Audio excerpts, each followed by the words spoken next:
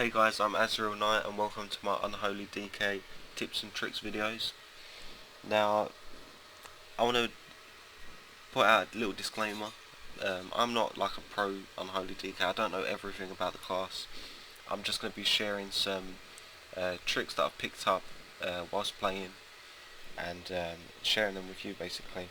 Now, if you play an Unholy DK and you maybe notice something that I say that is a little bit off, or you want to share something with people, then don't be shy. Leave a comment with some tips for people. This is the internet. It's like the best source for sharing information. So share with people how to improve their gameplay. Now I want to start off with pretty basic tips. Now, what is your opener as an Unholy DK? Now this is how I do it personally. I'm not saying this is the right way, but this is how I found to be the best opener for me. So the first thing I do is I want to get my dots on my target. So to do that, I open with a Plague Strike, and then we have runes as a DK, and I want to turn my blood and my frost runes into death runes, so that I can put necrotic strikes up on my target when I need to. To do this, I open up with a Plague Strike, and then I do 2 blood boils, and then 2 icy touches. And the reason you want to do 2 icy touches is because not only does it change your frost runes into death runes, but if you take the glyph of icy touch, then you'll actually be removing 2 magical effects from your target, which, for example, if you're fighting a frost mage, you could remove their ice barrier, or if you're fighting a priest, you could remove their shield. Things like that, really useful. Now I'll just show you an example on this target here. So I open up with my Plague Strike to get my dots up, 2 blood balls, 2 icy touches, and that would remove 2 magical effects from the target. I have my dots up on my target, and I have 4 death strikes. So I can, when they come off cooldown, I can do 4 necrotic strikes in a row for some crazy healing absorption. So that's the opener. I want to talk a little bit about dots. Your dots are a very important factor of playing an Unholy DK. It's extremely important to see a lot of people open up with an outbreak, and I personally think that's a bad idea, because you want to save your outbreak for when you're buffed up to the fullest. And when I say that, what I mean is when you'll have your enchantment on your weapon, you should be using the Rune of the Fallen Crusader, and when that procs, you get a buff called Unholy Strength, and what that does is it increases your strength by 15%. And you should be using some trinkets. You probably won't be using these, but if you're using the PvP trinkets, for example, you'll get a proc to increase your strength, and you'll also have the unused trinket, which also increases your strength. So you want to save Outbreak for when you have those buffs up on yourself, and then apply Outbreak, because what that does is it increases the damages of your dots on the target. And then once you have them increased damage dots on your target, you don't want to renew them with Plague Strike, because even though, let's say for example, I'm buffed up, I have my Unholy Strength proc and my Trinket procs, and I apply my dots with Outbreak.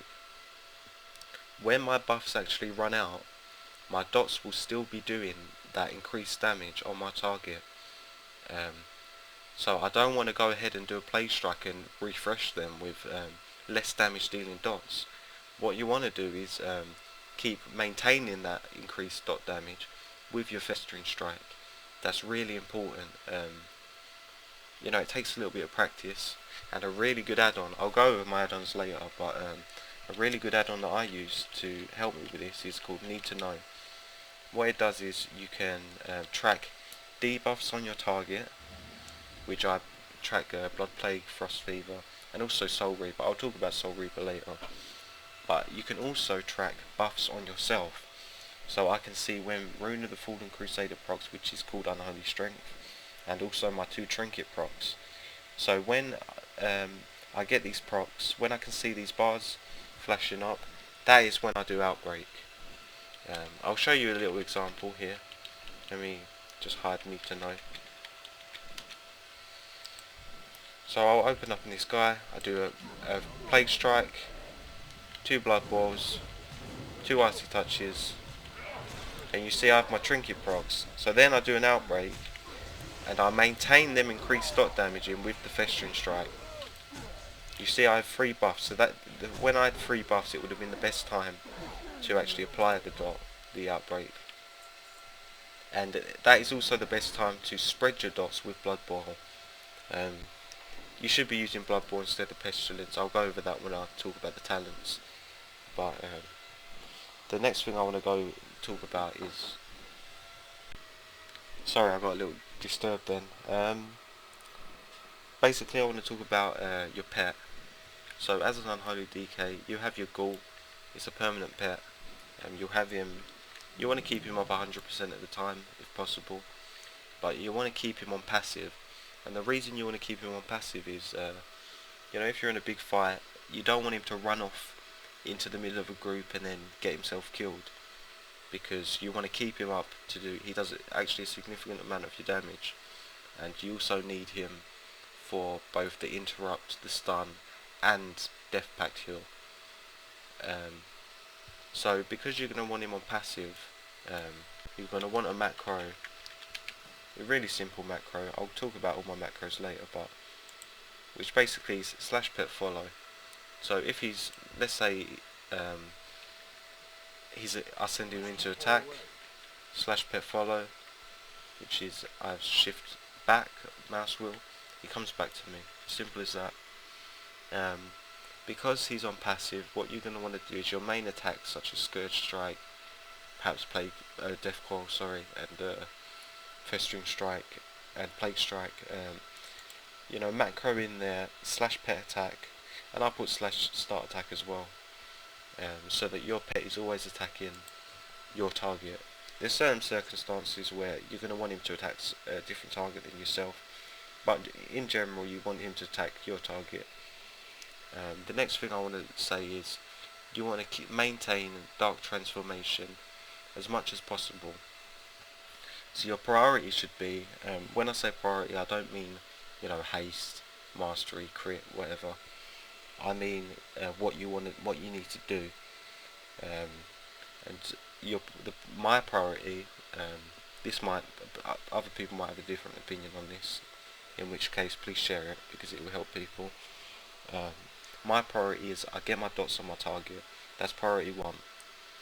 My next priority is I get as many death runes as possible. And my priority number 3 is once I have my death runes, try to maintain Dark Transformation as much as possible.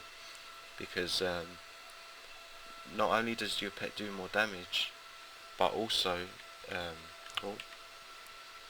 your pet, if you look at the pet abilities, he has an ability called Leap and an ability called Gnaw, and when he's not in Dark Transformation, this ability just does a leap. Basically it's like a charge, and this ability does a 3-second stun and a small amount of damage.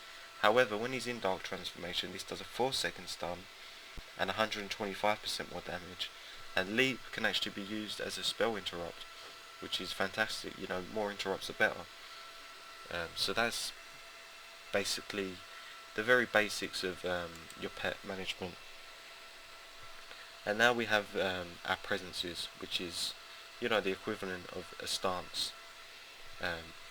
When you want to put pressure onto your target, you're going to want to be in unholy presence.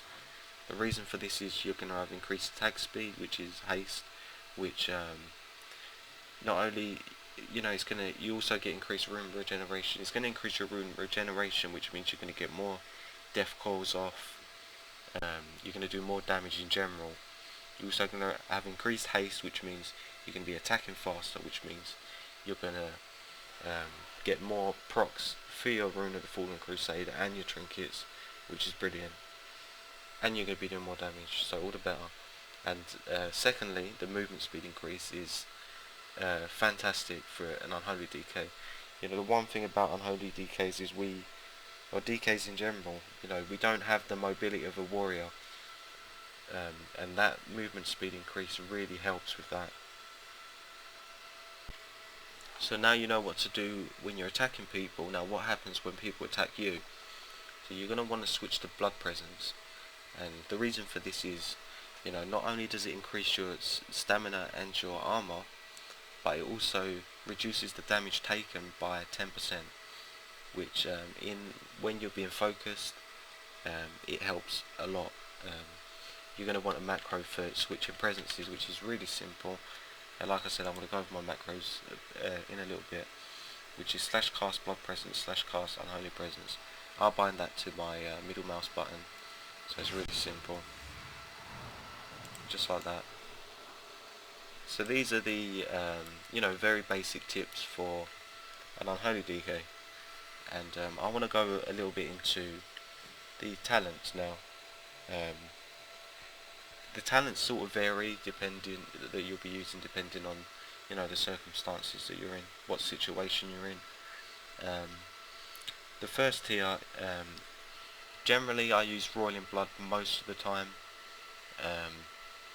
It's just, it basically, it doesn't, your pestilence spreads your dots, and it makes your blood boil now basically have the same use as pestilence. However, blood boil also does damage itself and turns your blood runes into death runes.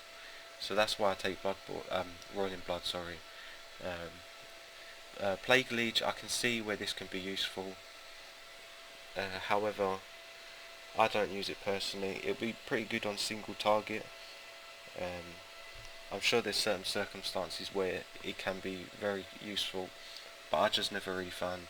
I never really liked it, to be honest.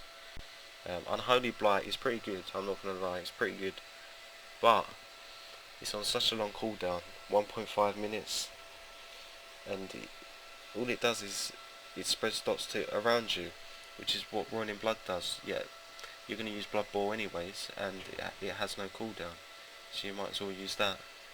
It's like Unholy Blight is like a crap version of Roiling Blood. Yeah. And not only does it stinging all the enemies for every 1 second, infecting them with blood plague. I haven't tested this, but I'm assuming that means it refreshes it every 1 second. Which, if it does that, I'm not saying it does. Perhaps it doesn't, but just from my understanding of reading this, that could actually be a bad thing, because you could be refreshing it with bad dots, basically. With the second tier, I don't use Purgatory. Basically, I don't run with a healer, so I've never found it. I can see a use for it if you're running with a healer, but I don't know. I've never used it. I've never really found it that useful, to be honest. I use Lichborne about 90% of the time. The great thing about Lichborne is, you know, we don't have much mobility as an Unholy DK, and Lichborne is just that extra thing to get us out of fears and charms. Not only that, but it can be used as a self-heal, and I'll show you the macro, in which you basically you cast Lichborne, and what that does is it turns you into an undead, and then because you're an undead, you can fire death calls into yourself to heal yourself. So you'll use this macro. What I like to do, a little tip, I like to, when I find that I'm, you know, getting a bit low health, I like to save my Horn of the Winter for when I'm using my Lichborne macro, so that I get that extra runic power to heal myself a little bit more. That's just a little tip. Like 10% of the time, I'll use anti-magic zone. It really depends who you're fighting and who your teammates are, whether you want to use anti-magic zone. It's definitely useful. So either Lichborne or anti-magic zone, depending on the circumstances. Now the third tier, all three of them are pretty good, if I'm honest. I'll start with Death's Advance. Now it passively means you move 10% faster, and this does stack with Unholy Presence, so you'll be moving 25% faster. However, Death's Advance does not stack with the boot enchantment. So if you take Death's Advance, don't use the Pandaren Step boot enchantment, use the Haste boot enchantment, because it will not stack with the, I think it's 7% or so. Also, when activated, you gain 30% movement speed, and you cannot be slowed below 100% for 6 seconds. Now that's pretty good, considering that it's only on a 30-second cooldown. It's very useful. In certain circumstances, Death's Advance will be really good. All three of these talents are good in their own way. Now, Chillblains is probably one of my favourite talents, especially combined with Royal in Blood. When you're in like a BG and you're spreading your dots to everyone, if there's like a massive surge, you're spreading your dots to everyone, and you're snaring them all at the same time, which is fantastic, because a lot of the time when people get slowed, they sort of panic and they think, oh, that must be I'm getting attacked, and they run about like headless chickens, you know. And it's really good Chillblains, and it also puts an immobilize onto your chains of ice, and you'll be using your chains of ice a lot, so that's really useful. Now, Asphyxiate. I really like Asphyxiate. A lot of the time I'll either use Asphyxiate or Chillblains, either one of them. In Arena, because I play with a Frost Mage, so the Frost Mage always has a snare on the target anyways. I generally go with Asphyxiate in Arenas and Chillblains in BGs. That's just my personal preference. Asphyxiate, basically it replaces Strangulate. Strangulate is your silence. It replaces it and turns it into a stun, a 5-second stun. And if the target cannot be stunned, then it will silence. It functions as a silence. It's only on a 30-second cooldown. It's extremely useful. All three of these are good in their own way. I personally either use Chillblains and Asphyxiate though. Now, tier 4, the level 60 talents. This is our sort of healing level. I mainly use Death Pact personally. I just think that burst healing is incredible. Sometimes you don't want to use Death Pact if your pet is low health. I'll show you a really good macro actually for Death Pact. What this will do is, if your gargoyle is up, it will actually use Death Pact on your gargoyle instead of on your pet. And the reason you might want to do that is because, you know, summon pet is on such a long cooldown, 2 minutes. You really don't want him to die. He does a significant amount of your damage. You don't want your pet to die if you can't summon him back up straight away. Also, you're going to want to either have a separate macro for Healthstone, but I just put use Healthstone in my Death Pact macro. So I mainly use Death Pact. I've tried out conversion. It's okay. I can see where it'll be useful. In twos, if you come against a healer and a DPS, I can see conversion may be better for just that long-term healing. But I prefer Death Pact personally. Death Siphon is shit. You know, I won't take it. You don't want to spend your death runes on this piece of shit. You want to spend your death runes on necrotics.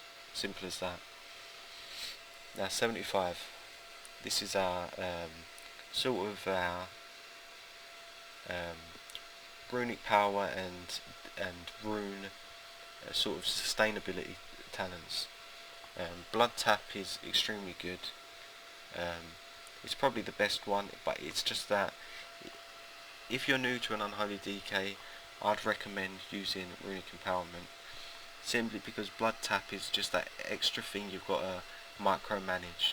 You know, so if you come from a really simple class to play, such as, you know, a mage or a hunter, let's face it, I enjoy playing my hunter. I played my hunter for a very long time, but compared to an Unholy DK, a hunter is so simple to play. You don't have to maintain anything basically.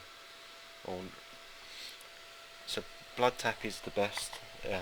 However, if you are new to the class, I would recommend going runic empowerment, just until you get the hang of everything, and then start to incorporate blood tap into your gameplay. Now the last talents, Gorfing's Grasp, it actually got nerfed recently. Gorfing's Grasp was actually pretty OP for RPGs because it could pull the whole team onto one person, which was amazing. It now only, I think it's 4 people that it pulls, a maximum of 4. I might be wrong on that, but I think it's 4. It's still pretty good. In a lot of circumstances you'll want to take Gorfing's Grasp. Now Remorseless Winter, in my opinion, this is the most underrated talent that Death Knights have. On the forums and in videos I see people saying Remorseless Winter is shit, and in competitive play, yeah, people are going to move out of it. Let's face it. If the enemy team is organised, they're going to move out of Remorseless Winter. However, in random BGs, when the teams are unorganised, you know, there's just a massive Zerg around the flag, Remorseless Winter is absolutely brilliant. It's only in a 1 minute cooldown. There's actually quite a cool thing you can do with Remorseless Winter, and I'll show you that on this mob over here. Now if you take Asphyxiate and Remorseless Winter, what you can do is, so you asphyxiate your target and then instantly put Remorseless Winter, and what that will do is, one shot Asphyxiate runs out, it will stun the target again, so you get a longer stun. Now they will diminish returns on each other, but that is a pretty useful thing if you're fighting people one on one. I don't know, I shouldn't have attacked them, but it's a useful little tip. I really like Remorseless Winter. I think it's like the unsung hero. It's just against organised groups, they're going to move out of it, or I think they can dispel it. But Gorfing's, they're all really good choices. Desecrated Grounds, I use this in Arena because it's basically an extra trinket, as simple as that, an extra trinket, and it's really good for Arena. Gorfing's Grasp, you know, it's not going to be, yeah, I can see how some circumstances it'll be good for Arena, but Desecrated Grounds is what I take personally. So these are the talents. Just to go over quickly, what I take personally, I take Boiling Blood, either Lichborne or Anti-Magic Zone, either Chillblains or Asphyxiate. However, Advance is useful in some circumstances. I take Death Pact, definitely, and then either Blood Tap or Runic Empowerment. And then with the last tier, it really depends on the circumstances and the situation which one you're going to want to take. Generally in arenas you're going to want to take Desecrated Grounds. Now I'm just going to go over the glyphs reasonably quickly.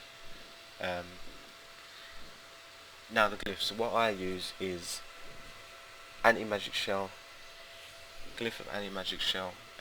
What that does, it makes your Anti-Magic Shell absorb 100% of the incoming magical damage, and that's brilliant because as an Unholy DK, when you actually pop your Anti-Magic Shell and you absorb magic damage, it actually gives you runic power, so you're avoiding damage, which then makes you do more damage because you can get more death calls off.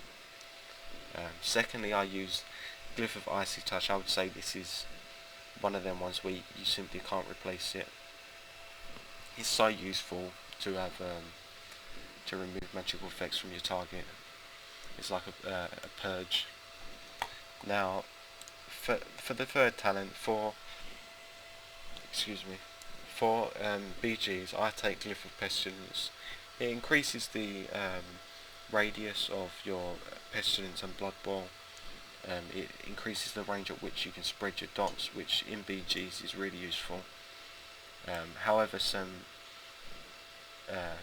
talents, glyphs to go over, which are useful ones. Glyph of Dark Simulacrum, or however you say that. Glyph of Dark Sim. Reduces the cooldown by 30 seconds. Now I love this, I love Dark Sim. You know, you can steal ice blocks, I'm pretty sure you can steal ice blocks. You can steal I've stole sheeps, you can steal healing spells, you can steal so many spells from your enemies. It's probably the funnest ability that a Death Knight's got. It's amazing, and yeah, that's a really good glyph. Glyph of Dark Sucker. Yeah, this can be pretty useful in BGs. You know, when you're getting a lot of killing blows and honor kills, you get a free death strike basically, and it restores at least 20% of your health. So that's really useful in a BG. I wouldn't take it in arenas, but in BGs that can be pretty good. Now, Glyph of Death and Decay. This is another really useful glyph. Now, I would only take this glyph if you're not taking Chillblains. If you're taking Chillblains, do not take Death and Decay glyph, because it's just pointless. It is pretty useful, but not if you're taking Chillblains. Now, the only other talents that I'll take are I can see how Strangulate would also be useful in certain circumstances. It's one of them, just like previously, don't take this one if you're taking Asphyxiate.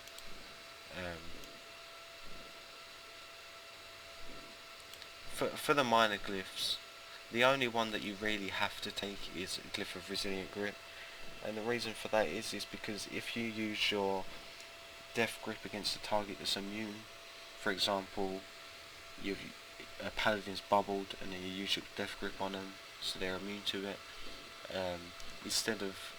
it basically resets the cooldown so you haven't wasted that Death Grip, which is brilliant. This is the only minor one that you need 100%. The rest of them are pretty much sort of like cosmetic things and stuff like that, and little quirky glyphs. The only next one that I really like is Path of Frost. Your Path of Frost ability allows you to fall from a greater distance without suffering damage. So what that does is, let's say you're in, I don't know, like AB or something like that, and you put on your Path of Frost and jump down to the gold mines, and you take some damage, but if you done that without it, you die. So it's one of them things where it's pretty useful in certain circumstances. So just to go over quickly, I would either take a combination of these: Anti-Magic Shell, Icy Touch, Glyph of Pestilence, Dark Sim, Dark Sucker, Death and Decay, or where is it? Strangulate. Now, some people might want to take Glyph of Shifting Presences, and at first glance should say, yeah, that's fucking sick. I retain 70% of my runic power when I switch presences. However, you don't want to get into the bad habit of not having good management under your runic power. If you manage your runic power correctly, then you should be able to switch presences, and it won't like fuck up your damage. So shifting presence, if you're new to the class, then yeah, take it, but you might build some bad habits with your runic management if you take that. Okay, so that's I've gone over some basic tips, I've gone over the talents, and now I've gone over the glyphs. I guess the last note to say is I'll quickly go over the stats. Now, the main thing you want to do is, your number one stat priority is get hit capped, get expertise capped. Simple as that. You do not want your abilities to miss, especially abilities on a long cooldown like Outbreak. You do not want them to miss. So that's your number one priority. Now from there, this is where some people's opinions differ. I personally prefer haste. So I go haste, and then mastery, and then crit. Crit is the very last. Some people prefer go mastery, haste, crit, but I tried that and I didn't like it. I prefer haste. Um, so I'll put all this in the description anyways. So it's basically hit cap, expertise cap against level 90s, I should say. Hit cap against level 90s. You see it if you just highlight your stats in your character screen. So hit cap, expertise cap, and then haste, and then mastery, and then crit. So that's basically your stat priorities. I'm thinking, should I go over my add-ons? No, I'll make a separate video for the add-ons because this video is going to get a bit too long. So, like I said, guys, if you play an Unholy DK and I've said something wrong, I've said something that's a bit off, or you've got tips to give people, please share them in the comments because you know, new players could see this and you could help them. It's as simple as that. You making someone else's gameplay good. I thoroughly believe, if people play better, they're gonna have more fun, and yeah, it's as simple as that. If you help people to improve their gameplay, they're gonna have more fun. They're gonna play WoW. More players are gonna come to WoW, and that's what it's all about, isn't it? Now, I guess that's it. I'll see you later. I hope you enjoyed the video. I hope it helped you in some way, and stay tuned for more. I'm Azrael Knight, and I'll see you later.